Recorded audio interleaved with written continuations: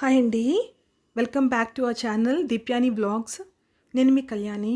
ఈరోజు నేను మీకు చూపించబోయే రెసిపీ దద్దోజనం అండి. వరలక్ష్మి తల్లికి ఎంతో ఇష్టమైన నైవేద్యాలలో దద్దోజనం కూడా ఒకటండి. అయితే తన కోసం నేను కుక్కర్లో 1 గ్లాస్ రైస్ తీసుకున్నానండి. తీసుకొని వాటర్తో శుభ్రంగా వాష్ చేసుకున్నాక అందులో 4 గ్లాసెస్ వాటర్ వేసుకున్నానండి. వేసుకొని మూత పెట్టుకొని ఒక 1 అవర్ పాటు నానబెట్టుకున్నాను. ఇప్పుడు నానిన తర్వాత కుక్కర్ పైన మూత పెట్టుకొని స్టవ్ ఆన్ చేసుకొని 4 నుంచి 5 విజిల్స్ అయ్యేదాకా స్టవ్ మీద ఉంచానండి.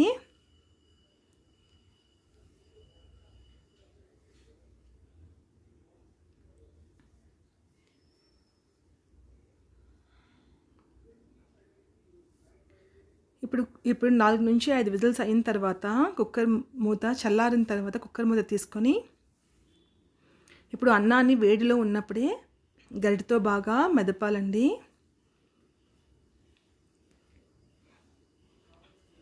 బాగా మెదిపిన తర్వాత ఇప్పుడు అందులో నేను 1 కప్ కర్డ్ తీసుకున్నాను, పెరుగు, అలాగే 1 కప్ పాలు తీసుకున్నానండి.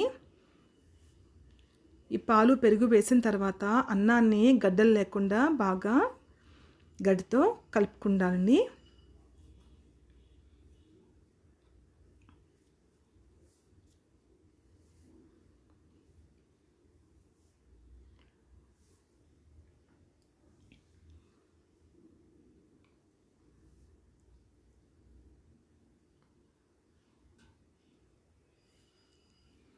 ఇప్పుడు గడ్డలు లేకుండా మెత్తగా అన్నాన్ని కలుపుకొని పక్కన ఉంచుకోవాలండి. పోపు కోసము స్టవ్ ఆన్ చేసి మరో బాండి పెట్టి ముందుగా ఆవాలు, మినప్పప్పు, శనగపప్పు, కరివేపాకు, పచ్చిమిరపకాయల ముక్కలు, అల్లం తురుము,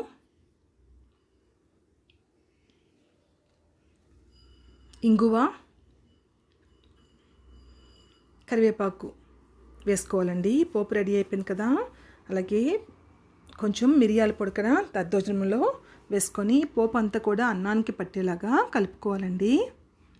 ఫైనల్గా సాల్ట్ వేసుకుంటున్నాను, టేస్ట్కి సరిపడే సాల్ట్. అంతేనండి, ఎంతో టేస్టీ అయిన దద్దోజనం రెడీ అయిపోయిందండి. మీకు ఈ వీడియో నచ్చినట్టయితే ప్లీజ్ ఒక లైక్ చేయండి. అలాగే మరిన్ని ఇంట్రెస్టింగ్ వీడియోస్ కోసం మా ఛానల్ని సబ్స్క్రైబ్ చేసుకోండి. ఇంతవరకు నా వీడియో చూసినందుకు థ్యాంక్ యూ సో మచ్ అండి. Take care, bye.